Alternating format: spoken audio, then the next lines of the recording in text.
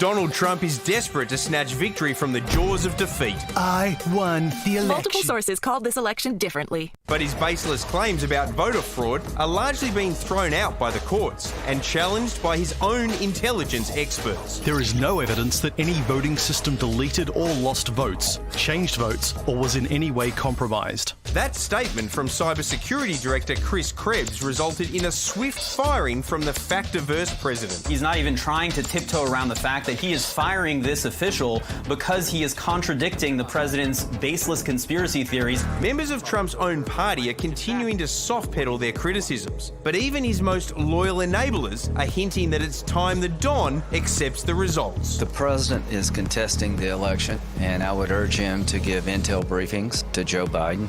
How much further to go, I don't know. But few are willing to be more forceful than that, terrified of incurring Trump's wrath. Luckily for us, his former National Security Advisor John Bolton has already incurred said wrath. His book, The Room Where It Happened, revealed his experiences in the Trump White House, and I spoke to him earlier today. John Bolton, in your book, you had some stunning criticisms of the president, calling him incredibly ill-informed and really unfit for office. Were these traits that you had a sense of before you joined his administration? Well, I had heard a lot of criticism, obviously, but I felt that the weight of the office, the gravity of the responsibilities would have an effect on Donald Trump, as they did on every other American president. And so I was quite surprised to find in reality that they didn't have much of an effect. And so what I tried to do in the book, as you suggest, is describe very specifically what I saw. It's not just there for my conclusions, but for the fact after fact after fact that kind of lays out exactly what happened. Now, you're a lifelong Republican. Does it pain you to see the lack of Republicans, particularly current representatives, speaking out now that Donald Trump seems to be continuing to argue that there was fraud in the system and refusing to concede? Well, yes, it does. There's really no evidence, certainly none that's been presented yet, of anything like the kind of massive fraud that would have to be shown to overturn the results of the election. And I've said I think it's kind of a character test for Republicans, because if we don't stand up and explain, particularly to supporters of the party, that the president has lost, it will be very hard for them to accept that the loss is legitimate. And I think that's a risk to the country. I think it's a phenomenon of Donald Trump. I think he's an anomaly in our political system, and I think the party has to get beyond that. I think there's a risk to the party. Obviously, the bigger concern is the risk to the country. Well, on that risk to the country, you talked and wrote about that early on after the election, saying that there were those risks there. Fast forward to where we're at now, how heightened do you think those risks are? Well, I think in a certain sense, they grow more acute every day. For example, the harm to a smooth transition to the Biden administration. I was part of the Florida recount in 2000, and by Gore challenging the result in Florida, it cost George W. Bush 37 days of his transition. Our 9/11 Commission years later said that they thought the slowness of Bush getting ready on the national security front may have in part helped explain 9/11. And, you know, nobody can really prove that. But honestly, who wants to take the chance again? Do you see Trump as a future-looking figure, whether it's in the populist media or whether it's the idea that he might even run again? How damaging might that be to the Republican Party going forward? I think it's a big concern. I think he will say he's going to run again right up until 2024 when he won't.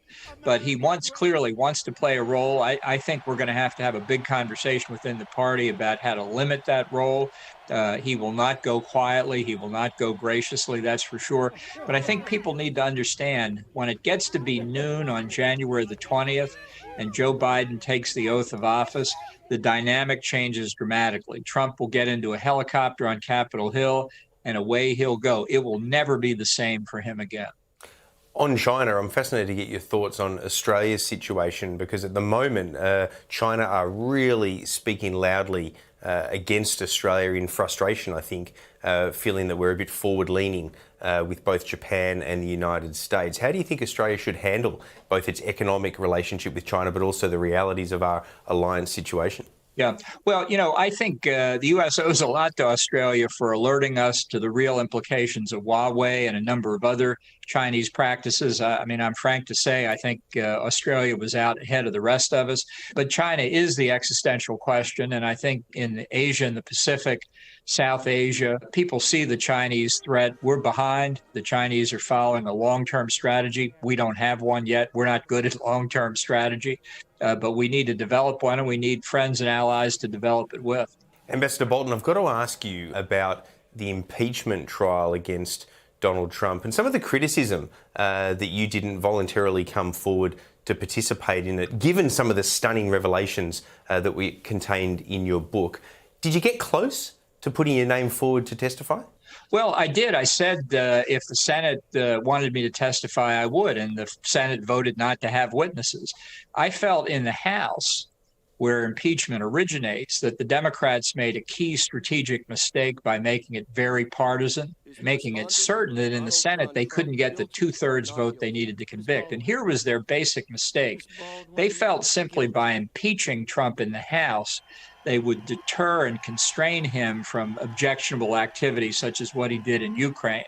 But what they failed to recognize was that upon being acquitted by the Senate, he was not constrained or deterred at all. He was enabled. He was emboldened.